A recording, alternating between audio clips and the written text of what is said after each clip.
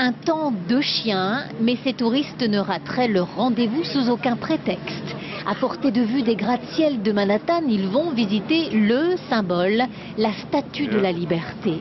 L'une des femmes les plus photographiées au monde, malgré son grand âge, 125 ans tout juste aujourd'hui, et une beauté largement commentée. Majestueuse. Splendide. Plus avec comme il n'y a pas le soleil, on voit bien un éclairage sans reflet.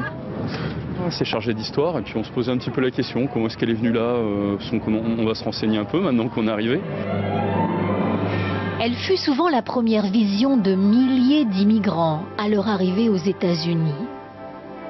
Au fil des décennies, elle a vu grandir autour d'elle les gratte-ciel, notamment les tours jumelles aujourd'hui disparues.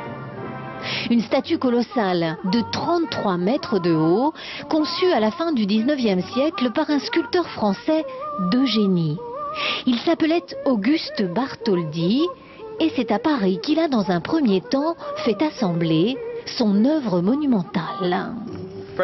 Frédéric Auguste Bartholdi était l'artiste, mais l'ingénieur était un Français assez doué pour construire les tours, Gustave Eiffel.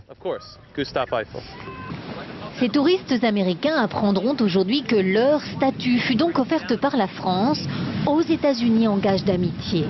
Mais ce 125e anniversaire marque aussi le début de longs travaux de rénovation. Pendant un an, il ne sera plus possible d'accéder au piédestal. L'intérieur de la statue ne sera plus accessible, pas plus que les 25 fenêtres de la couronne. Je suis un peu déçue qu'on ne puisse plus aller là-haut, mais bon, je suis allée aussi près que possible, c'est génial. Ce milliardaire de Manhattan ne sera pas trop gêné par la fermeture partielle du site. Il s'est carrément offert une réplique de la statue et l'a installée au pied de son entreprise. Si vous voulez comprendre ce que signifie être américain, vous regardez la statue. Vous y voyez la liberté, la fraternité, l'égalité.